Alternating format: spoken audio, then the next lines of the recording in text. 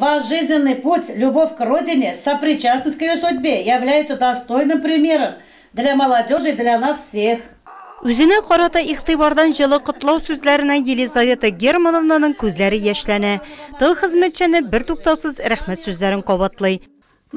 Бик күп эшләргә туры килде, барысында хуҗалыкта күп эшләдек. Башка яшьтәшләре кебек Елизавета Германовнага да яшүсмер чагында авыр эшләрне башкарырга туры килә. Сугыш елларында 15 яшьлек кыз депода хезмәт куя. Наша мама работала Безнең әни 1942 елдан алып 45 елга кадәр депода эшләгән. Аннан авылга кайтып йөргән. Ул чагында аякларына чабата кигәннәр, махсус кием булмаган. Ашау өчен 400 грамм ипи биргәннәр. Елизавета белән Егоркина авылы егете Михаил 1946 елда гаилә коралар.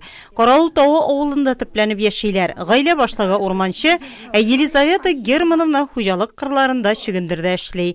5 ир бала, 2 кыз үстереп олы тормыш юлына бастыралар. Хәзер оныклар, оныкчыкларның саны 40-ка якын. Я вот не помню, что Мин әти әнинең безне урышканнарын белмим. Әти безгә карап кына куя иде. Рәхмәт аларның биргән тәрбияләренә. Такого не было. Тыл хезмәтчәне Елизавета Мандрейкина бүгенге көндә кызы тәрбиясендә, ире сугыш ветеранына бирелгән җылы барлык уңайлыклары булган фатирда гомер кичерә. Тормышның матурлыгыннан канәгать булып, бер туктаусыз шөкранә кыла ул. Теләге бер, ил көнебез тыныч булсын.